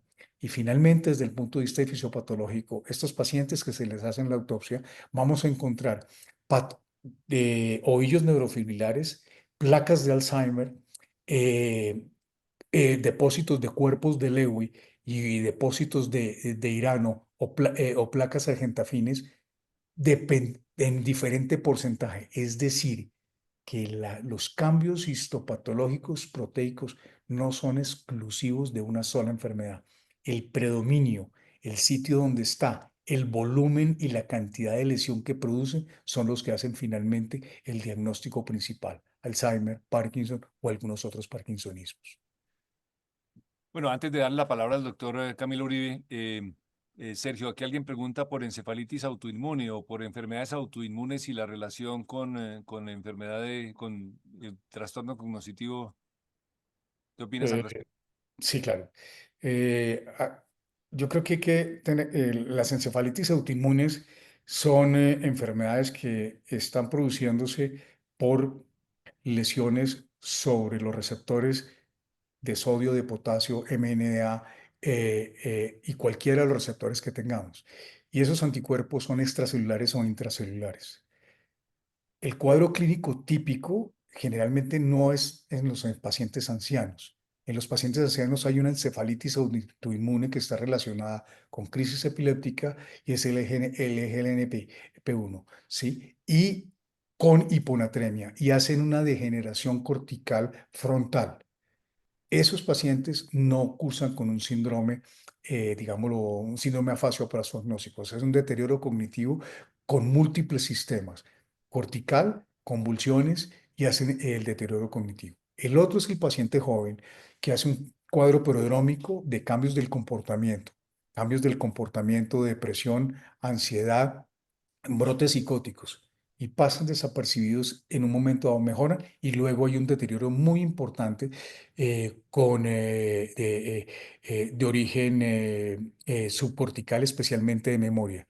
La mayoría de ellos, si no se cogen a tiempo y no son, digámoslo, diagnosticados y tratados a tiempo, van a terminar con un déficit cognitivo cortical o subcortical de memoria, van a terminar con cambios psicóticos o con epilepsia crónica refractaria. Sí hay una relación muy importante, pero es un cuadro muy diferente al del cuadro neurodegenerativo, Alzheimer y de Parkinson. Doctor Uribe, por favor. Gracias, profesor Rosselli, por este excelente tema que se viene tratando. Quería hacer dos comentarios para complicar un poco más el tema Me de imagino los cuál. trastornos cognitivos. Camilo, Y es Camilo, los tóxicos. Hay un hay, eco, hay hay un un eco sonido ahí importante. de retroalimentación. Apaga eso. Ahí, Apaga. Si tienes el celular y el computador puesto al mismo tiempo, apaga no, un ahí. Ahí, ¿cómo me escuchas? poquito mejor, pero sigue el eco. ¿Sigue el eco? Sigue ahí, Sí. sí. Voy a... No, yo creo que es de la red de internet mía porque hubo un momento en que lo estuve con eco. ¿Logran entender o no logran entender, Sergio? Sí, sí te entiendo. Habla muy despacio y haz una pausa de 2 segundos y probablemente así te entendemos. Ok. Sí.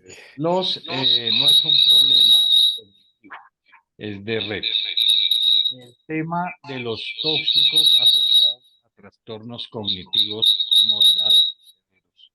Cada vez los estamos observando más.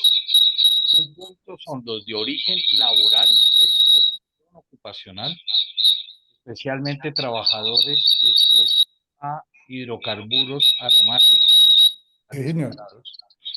Y ahí hay otro problema complicado, que muchas veces encuentro diagnósticos neurológicos de la demencia y no le han presentado antecedente de ocupación al paciente. No, Y el esto- otro dolor de cabeza grave es con las juntas nacional y regional de calificación y de invalidez, porque no les cabe en la cabeza que la demencia del paciente es secundaria a una enfermedad profesional. Y el otro que quería mencionarles, que no sé si lo ha observado, es en los últimos 5 o 8 años un incremento en diagnóstico de trastornos cognitivos en pacientes mayores de 50 años que han sido consumidores habituales de marihuana pero, desde la adolescencia, eh, que a partir de hace unos 10 años cambiaron el tradicional bareto de marihuana, consumo de resina de marihuana en pene y las concentraciones son hasta 150 veces superiores. Y creemos que esto está incrementando la presentación de estos cuadros. Son cuadros que hay que tener en cuenta, en especial porque son perfectamente prevenibles ambos. por De supuesto. origen laboral o ocupacional, pues obviamente con los mecanismos de protección adecuados para evitar la inhalación o el contacto débil con algunos casos del producto, y en el caso de las sustancias psicoactivas, pues obviamente la advertencia desde muy tempranas edades, por lo menos para que puedan decidir si van a iniciar o no el consumo. Pero esto de hecho va a afectar de una forma importante, si no la calidad de vida, sí la calidad de muchas personas y los costos de su atención y salud. Muchas gracias, Camilo. Déjame comento yo ahí. Hicimos una publicación sobre Parkinson y su asociación con metales pesados, que esa ya está bastante descrita. Y mi hermana Mónica ha hecho investigación sobre consumo de cocaína crónico y también mostrando un deterioro cognitivo mucho más marcado en estos pacientes comparados con una población control. O sea que también es otro factor de riesgo que de pronto no hemos analizado lo suficiente, Sergio, pero que sí podría estar ahí presente. Bueno, tengo Correcto. una pregunta por aquí de mi Al- primo Lo Carlos que pasa Rosselli. es el grupo de pacientes, generalmente no son pacientes, son pacientes jóvenes. Entonces es más sencillo. Todo paciente con cambios cognitivos que tenga menos de 50 años, la primera causa es la tóxica hasta que no se demuestre lo contrario. Y generalmente la demostramos de alguna manera u otra. Eso es Bueno, completamente claro. Y sin ir más allá, los taxistas de esos zapaticos chiquitos, eh, pues es peligroso montarse ya en un carro de esos, definitivamente. Siempre hay que ir una ventana abierta. La intoxicación con monóxido de carbono también, la crónica, es una de las bien importantes. Y los pacientes que tienen la susceptibilidad los agricultores que tienen con los organofosforados y los organoclorados, que no hacen síntomas periféricos, pero sí hacen los síntomas centrales. Ese es otro grupo de pacientes donde tenemos que los aromáticos. Y algo que tiene implicación médico-legal es que cuando estos pacientes se mueren y hacen la autopsia, no se encuentra absolutamente nada. Voy a poner el ejemplo claro. Es un paciente que tiene exposición a plomo o tiene una exposición a órganos fosforados o órganos clorados en su oficio. Hace un cuadro de esclerosis lateral amiotrófica muy rápidamente progresivo, de enfermedades de motoneurona, y lo encadenamos como esclerosis lateral amiotrófica, pero ese paciente, si bien es cierto que tiene la ELA completamente comprobada con todos los criterios reales, es un paciente que se le desencadenó el cuadro clínico por el tóxico. Y ese tóxico está actuando directamente sobre esos neurofilamentos que transportan el axón. Esos neurofilamentos lo que hacen es que es como la avenida, es como una avenida, una que tiene carriles rápidos, otra que tiene carriles lentos. Entonces, eso se deposita en el sistema nervioso central y empieza a producir degeneración inmediata. Disculpa. bueno, iba a comentar que mi primo Carlos Rosselli ha sido una pregunta de la cual yo no tengo ni idea, entonces te la dejo para ti, Sergio, y es sobre las terapias de aféresis. Sí, Él es nefrólogo, ¿no? sí, Carlos, La ¿O pregunta quieres? es, Monito, ¿me está diciendo del efecto que tiene la féresis o el efecto para el tratamiento en algunos casos? Porque el tratamiento de la féresis en los pacientes con encefalitis autoinmune puede ser medicamento, puede ser el tratamiento de primera línea, indudablemente, y es de primera línea. La presencia de cambios cognitivos en pacientes que tienen aféresis repetitiva está relacionado más con su enfermedad de base que con la complicación relacionada con la aféresis. No sé si esa es la pregunta, Mono. Pues usted la hizo y usted la contestó. Bueno, listo. Pero muchas gracias por la invitación y ver a todo este grupo de amigos, familiares, etcétera.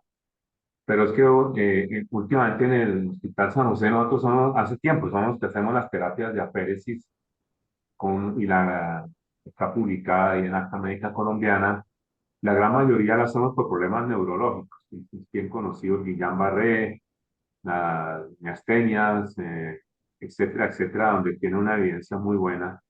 Pero últimamente le da una preocupación que los neurólogos le llaman a uno porque tienen un cuadro de una mujer, por ejemplo, joven, que hace un cuadro demencial muy agudo y casos dramáticos y nos piden la terapia de aféresis y va a una de las guías de aféresis mundiales y realmente la calidad de la evidencia no es muy alta. Uno, porque pues, son casos raros. Dos, porque no hay suficientes estudios, nadie va a poner a hacer un doble ciego ahí. Entonces queda uno atado a la angustia del neurólogo y a la angustia de la familia y termina uno accediendo a hacer una terapia con niveles de evidencia muy bajos, pero entiende uno la gravedad de la situación. En algunos casos ha mostrado efectividad, eso no está publicado, eso también tiene que ser cuestión también con los neurólogos. Y hay un doctor Anaya muy famoso en aféresis, que es el que hace todas las terapias de aféresis en el 12 de octubre, y está llevando casos a largo plazo de enfermedades de Alzheimer con terapias de aféresis. Y no sé No realmente hay la ninguna realidad. evidencia de eso. No hay ninguna evidencia en enfermedad de Alzheimer ni en enfermedad de Parkinson, en que ese paciente que estás diciendo es el paciente clarísimo que tiene o que tenemos la clínica compatible con una encefalitis autoinmune de tipo MNMA. ¿Sí? Ese es el paciente. ¿Por qué se está realizando eso? Y la evidencia también, ¿por qué es tan poca?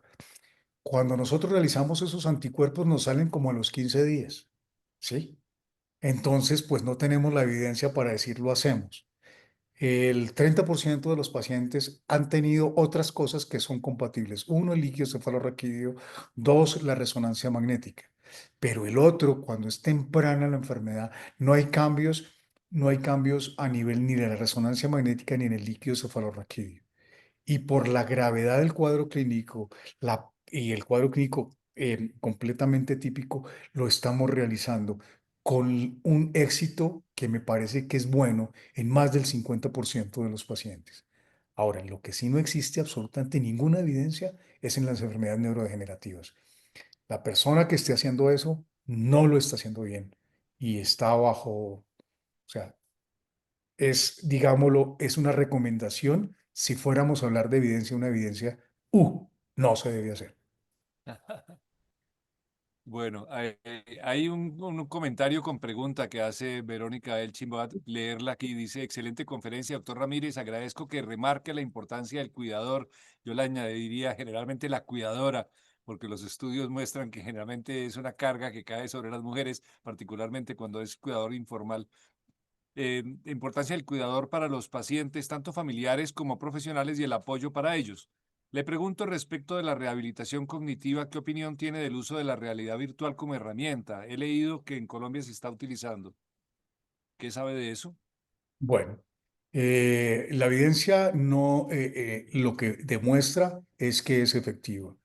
Y la evidencia está relacionada no con grandes estudios ni tampoco con comparativos, es sobre la experiencia. Tiene una evidencia que es una recomendación que es una recomendación que no es fuerte y con evidencia 13, es decir, de pura experiencia clínica. No hay otra evidencia diferente. Y ahora con todas las, digamos, herramientas que existen de la inteligencia artificial, pues se están realizando, son más fáciles Y lo que yo puedo ver con los pacientes es que los pacientes se sienten bien, no hace ningún mal, yo pienso que se puede realizar sin ningún problema. No hay una contraindicación, excepto en los pacientes donde hay estimulación permanente, repetitiva, luminosa, que tienen mioclonias o tienen crisis epilépticas, o cuando está haciendo, las terapias se están haciendo en la noche, interrumpiendo el sueño y cambiando ese sueño y ese ciclo circadiano como los adolescentes. Muy bien. ¿Y de los cuidadores, algún comentario adicional? Creo que ya sí, eso se Completamente matizó en claro, la el charla. cuidador es muy importante Sí, sí, y sí. el cuidador hay que cuidarlo como el paciente. Definitivamente, definitivamente. Bueno, aquí nos pregunta Elizabeth San Miguel, dice, yo tengo dos padres que han tenido Alzheimer y los dos tomaron 40 años atorvastatina. ¿Hay alguna relación? No, no hay No. ninguna relación, no hay ninguna relación, Es ninguna. más, ahora se está hablando de que incluso podría hasta reducir el riesgo. En algún estudio se mencionó eso, no le he hecho seguimiento Ahora, con la vacuna del herpes zóster, que se está hablando mucho ahora, ¿no? sí, Y los Ozempic. sí, los inhibidores de la GLP-1 están utilizándose, pero la evidencia no ha sido todavía contundente. Cuando un medicamento, y esta es mi opinión personal sobre esos estudios, un medicamento se utiliza en 6, 7, 8 patologías, pues yo creo que no es tan efectivo en esas 6, 7, 8 patologías. Voy a poner el ejemplo del Ginkgo biloba, sí que se utilizó en un momento dado. Díganme en qué patología no se utiliza. Es disminuir la presencia de radicales libres si es un estabilizador de membrana, pero eso no significa que eso es el final de un deterioro de una apoptosis neuronal y de una muerte celular.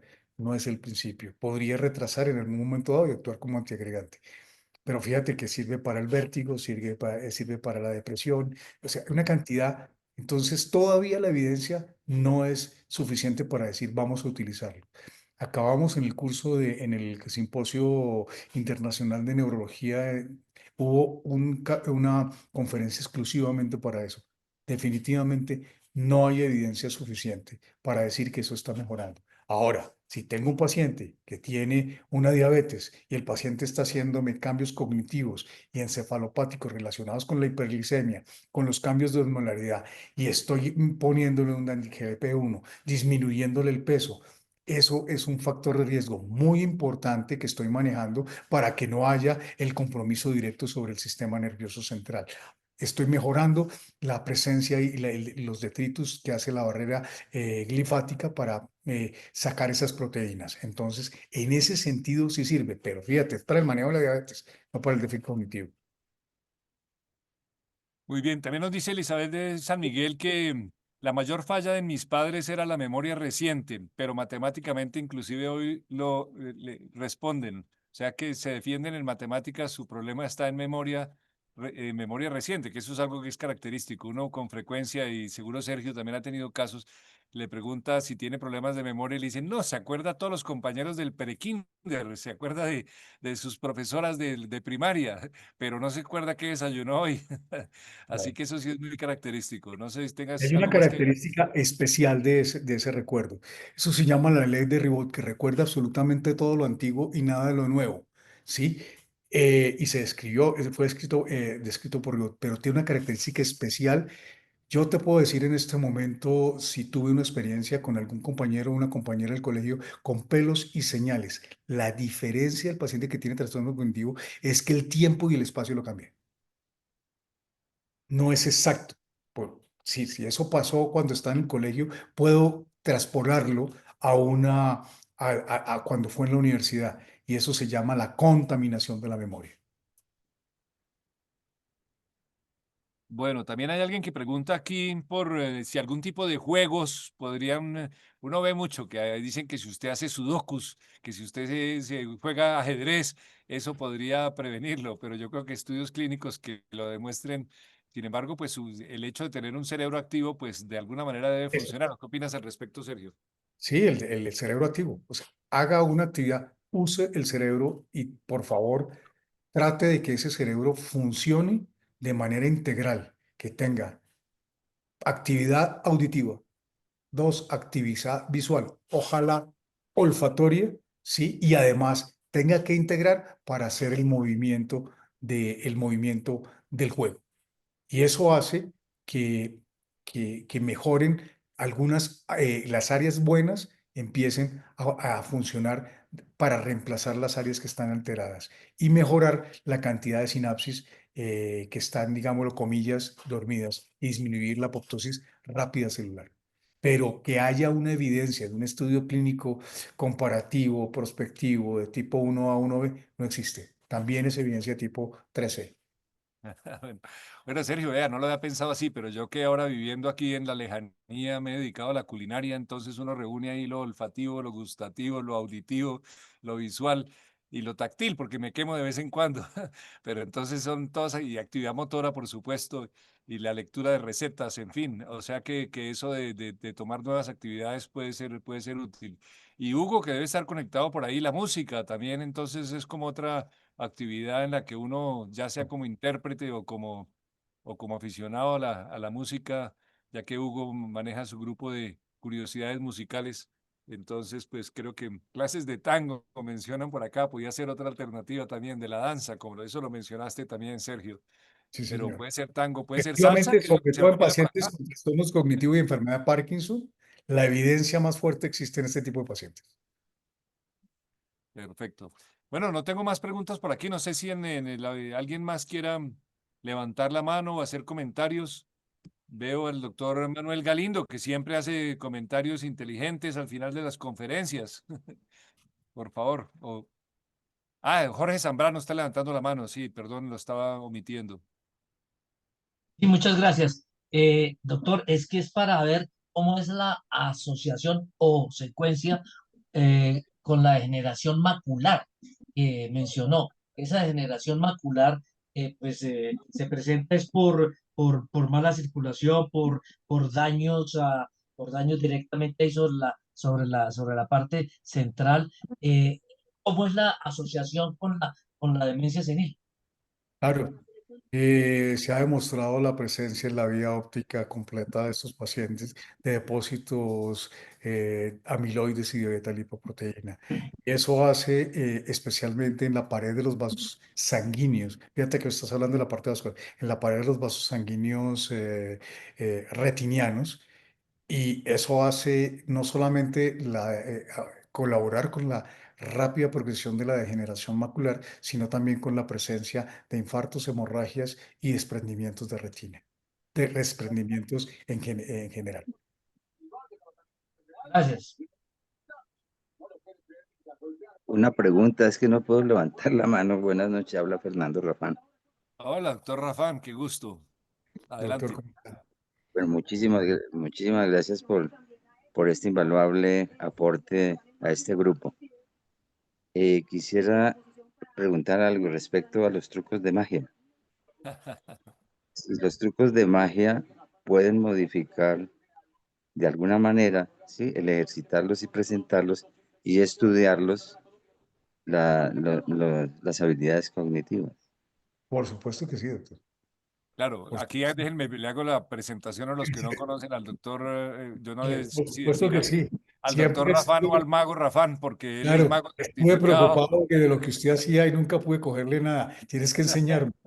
Sí, Pero, Diego, sí, un sí, comentario. Jorge. Los magos que desaparecen todo, pues con la vista deberían desaparecerle al paciente el Alzheimer. Gracias. No, Bueno, pero es que no somos magos, pero no hacemos milagros, Jorgito. A la reencarnación deje algo. Eso sí. Y otra pregunta que quisiera hacer, la evidencia que tiene, pues, ahora que salen algunos trabajos sobre la estimulación cerebral con ondas gamma y con luz y el sonido. Ah, realmente no tengo ninguna experiencia con eso. No hay evidencia suficiente para realizarla. Lo que sí te puedo decir es que la estimulación magnética y la estimulación magnética y la estimulación eléctrica en algunos pacientes con trastornos del comportamiento están relacionadas. Especialmente los pacientes que tienen depresión profunda. De hecho, el manejo de la psicosis no responden absolutamente a nada, también tienen un efecto en ciertos pacientes con terapia electroconvulsiva, pero las ondas gamma sí no sé contestarte la respuesta. De la eléctrica y de la magnética y de la directa que hacíamos en alguna vez en aquel neuropsiquiátrico, ¿cierto, Diego? Es efectiva hasta en el 50%. La curva de los metaanálisis muestra cómo esos pacientes mejoran de una manera muy significativa la depresión, la ansiedad y sobre todo la depresión en pacientes con depresión psicótica que no responde a medicamentos. Y en los pacientes que no responden a esto, que tienen trastornos del comportamiento, la terapia electroconvulsiva es efectiva.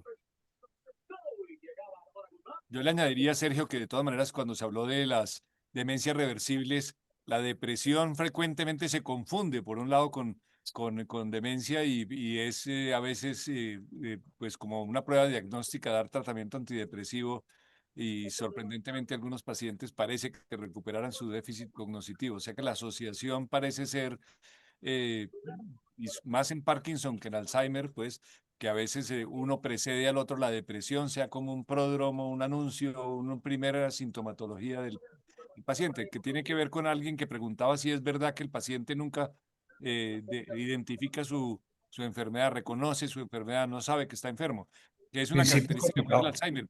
Pero en etapas iniciales a veces es ese que vive preocupado y obsesionado, que cualquier olvido de las llaves cree que es Alzheimer, esa persona que tanto se debe preocupar, porque lo tradicional es que le digan a uno que si usted se preocupa por tener Alzheimer es que no lo tiene porque los de Alzheimer no se preocupan. ¿Qué Lo tan que cierto yo es? diría a esa persona que se le quedan las llaves y está preocupada, seguramente se le quedaba la tarea cuando iba a presentarla en el colegio y tiene un trastorno de atención desde hace rato que ha podido funcionar. Ese espectro, el espectro del déficit de atención es muy frecuente en pacientes jóvenes. La otra cosa que refieres ahí sobre la depresión, sobre todo en los pacientes que están iniciando, esos pacientes ven con depresión. De hecho, casi la mayoría de trastornos cognitivos leves se les da el tratamiento porque además están deprimidos. Ahora, si responde y todo se mejora, es una pseudodemencia, lo que llamamos nosotros pseudodemencia, y es importante. Pero en las etapas, en las etapas iniciales es muy importante el tratamiento y tiene la mayor efectividad. Después también se pueden deprimir y hay signos y escalas para realizar el diagnóstico de la depresión. También tienen que ponerles antidepresivos, pero ya la respuesta es muchísimo menos. Bueno, entonces ya será para el cierre. Te cedo el micrófono, Jorge. Gracias, profesor Diego. Bueno, antes de cerrar este excelente conversatorio, es nuestra costumbre promocionar el siguiente. Entonces,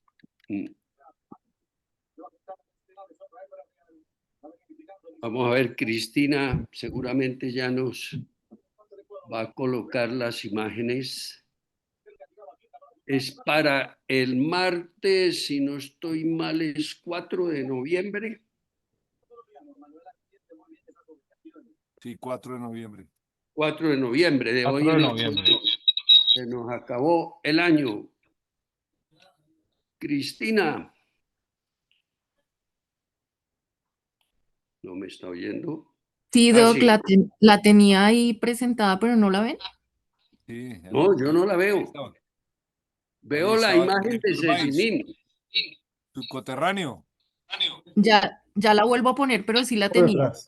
¿Sí? Ahí Bueno, está por detrás, estamos viendo por detrás. gracias, Cristina. La, ¿Ahí la están viendo? No, señora, No, ahora yo sí. no, por lo menos. ¿Ustedes la ven? Antes sí, ahora no. Antes No sí, se ve, ahora no se ve. No se ve, Cris. Está en negro la pantalla. Sí, yo no la veo, por lo menos. No sé los demás.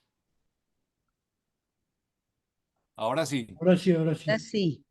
Yo no la veo aquí, pero bueno, la puedo ir mencionando, no importa. Es Gabriel el, Turbay. sí, Gabriel Turbay, uno de los grandes de la política colombiana en el siglo XX. Muy poco conocido a nivel nacional. Le faltó un hervorcito para ser presidente. Santanderiano y van a estar el académico Eduardo Durán Gómez, que fue presidente de la Sociedad Colombiana de Historia y actualmente es el presidente de la Sociedad Colombiana de la Lengua. Eduardo es de Bucaramanga, vive y trabaja en Bogotá como notario, es un académico muy importante. También va a estar hablando pues, nuestro amigo y compañero de grupo, que ahorita le doy la palabra, está en San José, Costa Rica, y quiere hacer unos breves comentarios sobre Gabriel Turbay, el académico David Vázquez Aguad, y la moderación la va a hacer otro médico, compañero de nuestro grupo de interés cultural, que es el doctor Juan Guillermo Chalela, eminente dermatólogo. David Vázquez, tiene la palabra. Muchas gracias, Jorge Felipe. No sé si me ven y me escuchan bien. Perfectamente, yo sí te estoy viendo. Muy bien, muy bien. Perfecto. Bueno, muchas gracias. Sí, como comentó Jorge, estoy en Costa Rica en cuestiones de trabajo, pero Jorge me pidió el favor que comentara hoy la importancia de nuestra reunión del martes. Gabriel Turbay fue médico, fue claveriano, bumangués, un político muy importante, y con Eduardo Durán Gómez, que como lo mencionó Jorge Felipe, es el actual director de la Academia Colombiana de la Lengua, y con Juan Guillermo Chalela, pues somos como gomosos por la vida de este gran santanderiano, injustamente tratado por la clase política, y por esa razón queremos hacer como una remembranza de la importancia que tuvo Gabriel Turbay en la Colombia de los años 30 y 40 para desembocar en las elecciones del año 1946, cuando el Partido Liberal perdió el poder. Va a ser muy ameno. Hoy justamente hablé con Eduardo y con Juan Guillermo. Vamos a hacer un conversatorio muy agradable y nos gustaría que nos acompañaran, por supuesto que intervinieran, para hacer una tertulia muy, muy amable como todas las que organiza Jorge Felipe. Les agradezco muchísimo de antemano su presencia el próximo martes. A Jorge Felipe, pues mi cariño permanente y mi gratitud sin límite. Y entonces nos vemos el martes para hablar de un gran santanderiano, un gran médico y un gran claveriano como fue Gabriel Turbay. Jorge, muchas gracias. No, maestro David, muchas gracias. Yo sé que ya estás próximo a dictar una conferencia en Costa Rica.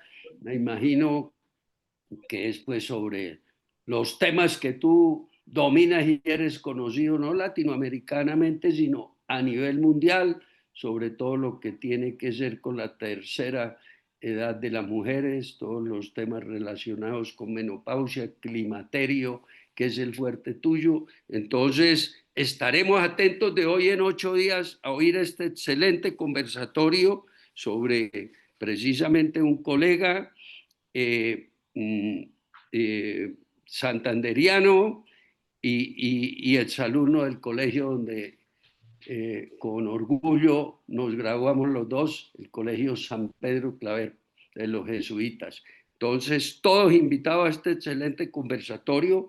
Fíjese que por la época de él fue todo el tema también de Gaitán, el año 46. Entonces, aquí hay muchísimas cosas para poder hablar de esa época colombiana, que seguramente personas jóvenes del grupo no la conocieron, pero pues los que nacimos un poco después sí alcanzamos a vivir todo lo que se heredó de ahí, del Frente Nacional y todo lo que viene, para oír a este eminente médico o colega como fue David Turbay.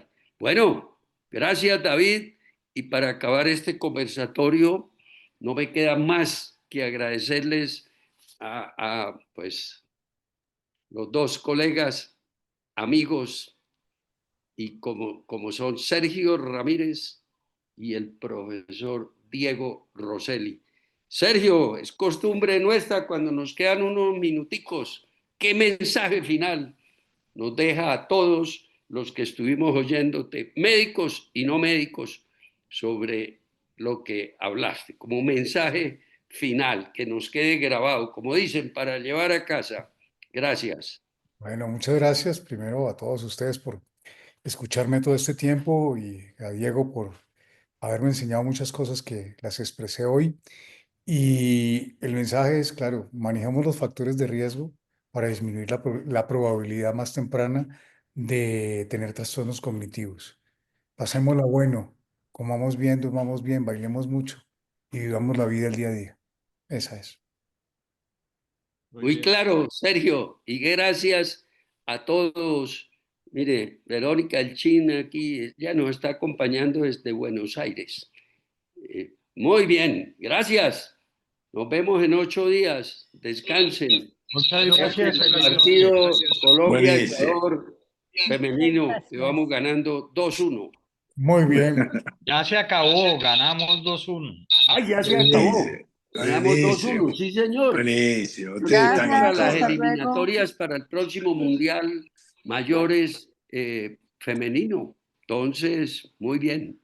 Gracias, Camilo, por los aportes y a todos los que estuvieron. Jorgito, muchas gracias. Gracias, Gracias, Jorge. Y Cristina. Diego y Gracias. demás, muchas Gracias. gracias. Un Maestro. abrazo. Bueno, Un abrazo. Lindísimo, lindísima conferencia. muy buena, muy Chao. buena. Hasta luego. Bueno, buenas noches. Descansen. Felicidades y gracias, Jorgito. Muchas gracias. Señor, a todos, por ustedes la esencia. Si no tuviéramos asistencia, no justifica hacer estas reuniones. Profesor Rabani, estamos cerca para hacer otra de magia. Ah, Socorro también está. Ok. Jorgito, Un aquí abrazo, las Jorgito. primas. Sí, listo. Gracias a todos. Buenas noches. Buenas noches, Jorgito. Buenas noches y gracias. Gracias. Ahí está Socorro. Listo. Ah, listo.